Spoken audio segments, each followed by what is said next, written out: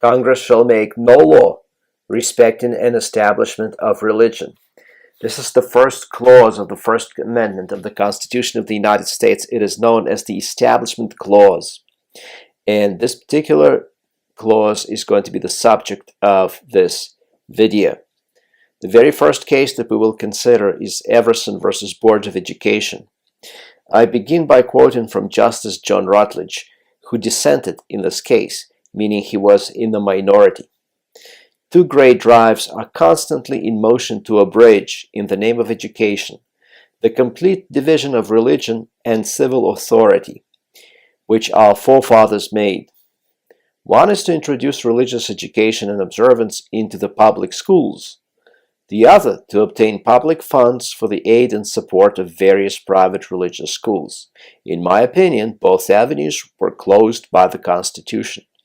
Here he specifically refers to the Establishment Clause. He says that the words that Congress shall make no law respecting an establishment of religion mean that there's a complete division between civil authority and religious authority. Total separation of church and state, and this separation is impermeable. In order to fully understand this quote, we have to go back to the facts of the case. Everson versus Board of Education was decided in 1947, and in this particular case, the state of New Jersey approved a taxpayer-funded program which allowed taxpayer funding to go for the busing of children to parochial schools. Now, no religious instruction and no religious books or other materials were subsidized, but merely the transportation of children from their homes to religious schools. In order to decide this case, the Supreme Court developed a doctrine, and the doctrine that it developed in this case is called wall of separation. The court drew on a letter written by Thomas Jefferson to Danbury Baptists in January of 1808, and in that letter, Thomas Jefferson used the phrase wall of separation. When the court interprets the Constitution this way, it uses a method of interpretation known as doctrinalism. Doctrinalism is what happens when the court establishes a doctrine that helps it to interpret the text of the Constitution. Why would the text need a doctrine? Why would it need to be interpreted? Because when you look at the words, Congress shall make no law respecting an establishment of religion, you realize that the founders did not give us the definition of establishment, and they did not give us the definition of religion. So what exactly do these words mean? Is the violation taking place when government, in fact, pays, using taxpayer money, for transportation of children to religious school? Is that a violation of prohibition on making laws respecting an establishment of religion? So, the court agreed in this case that there's a wall of separation between church and state. But does this wall mean that a bus cannot go through it, that you cannot use taxpayers' money to send kids to public schools? Well, the Supreme Court actually said the wall is not impermeable. The majority of 5 said that even though wall of separation is real, you can still pay for the transportation of children to religious schools because this action does not violate the Establishment Clause. And it was Justice Rutledge, if we go back, who dissented. He was in the minority. He said that even this relatively modest and indirect support for religious schools, paying for the transportation of children to religious schools by taxpayers' money, even that violated the Establishment Clause. But Justice Rutledge's position was minority position, so he lost.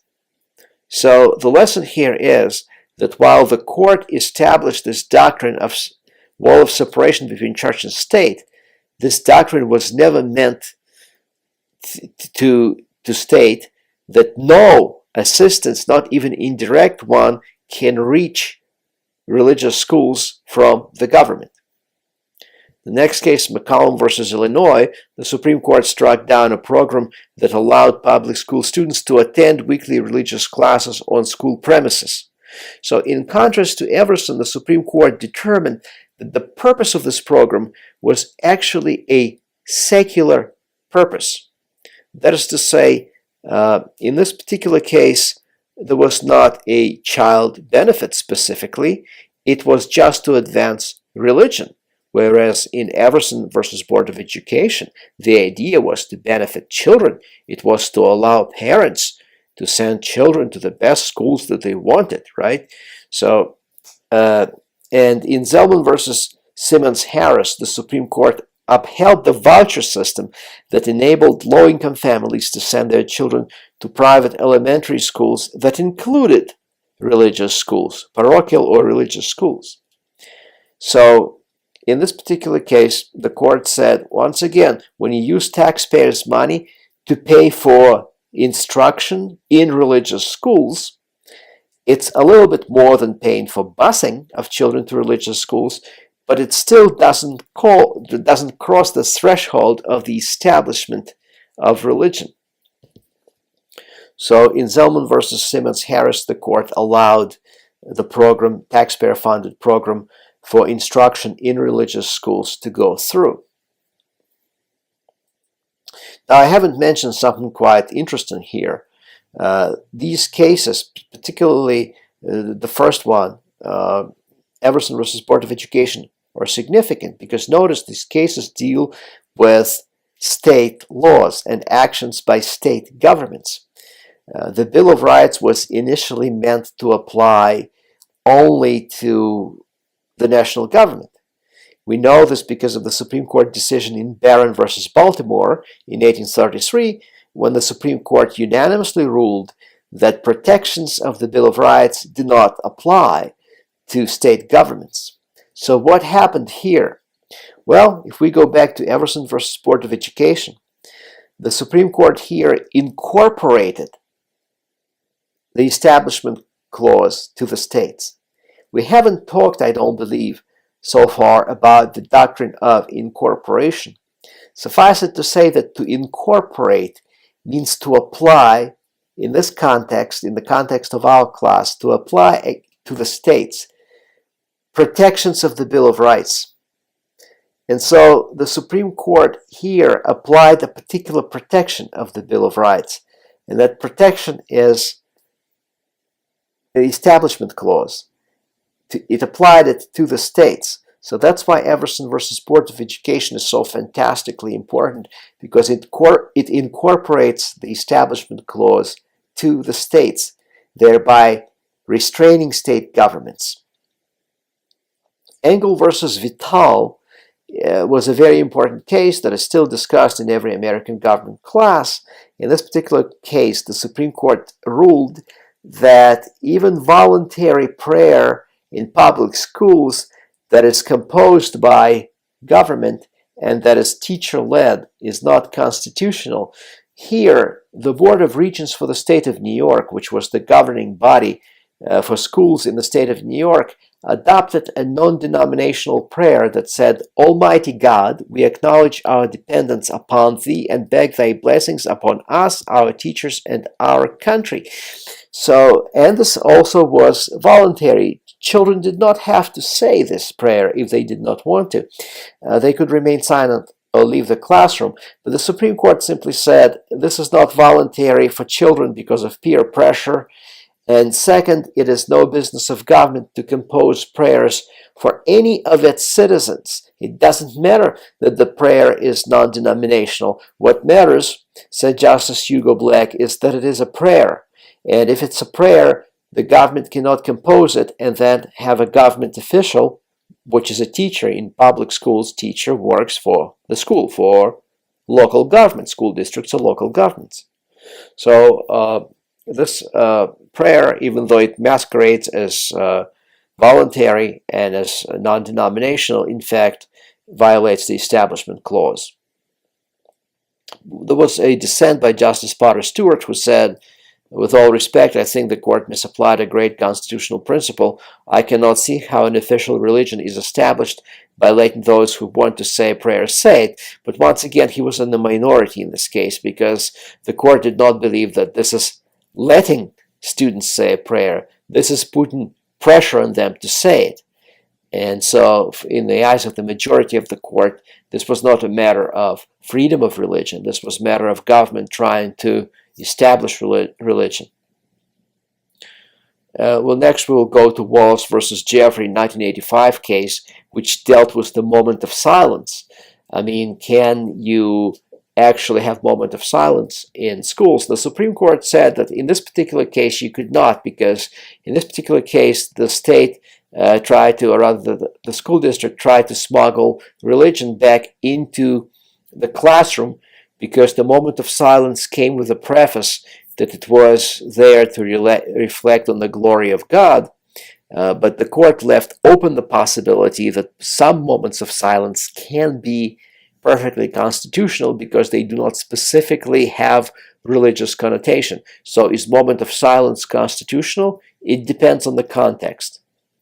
Lee versus Wiseman involved prayer at graduation. Now, graduation is different because, first of all, it's not in the classroom, so the atmosphere maybe is less pressurized as it is. There's less peer pressure. And second, students who are graduating are 17, 18 years old. They're actually young adults, so they're not little kids. But even in this case, the Supreme Court, by a 5-4 decision, said that prayer in public schools, even at graduation, even if it's voluntary and non-denominational, is still unconstitutional because it creates an unacceptable dilemma for a student, either to stand there respectfully and listen to a prayer or to skip graduation. And so the court ruled that there was still an imposition of religiosity here, and so prayer at graduation in public schools is unconstitutional. Justice Scalia dissented very passionately, saying that religion is not actually a fully private matter. Religion is a public matter, that religious people in all ages have found it necessary to openly call for some divine intervention, for some kind of divine providence. And if they are denied this, if religion is banished from public life, then religion, or from the public square, so to speak, then religion does not exist at all, because you cannot separate public life from religion. To simply restrict religion to some private activity, to some dark room in some dark corner, is to do injustice to what religion really is.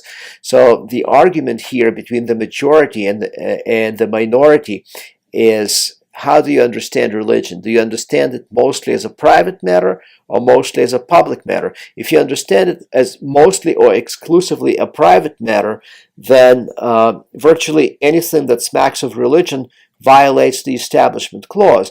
But if you understand it as a public matter, then there should be a significant degree of accommodation for religion.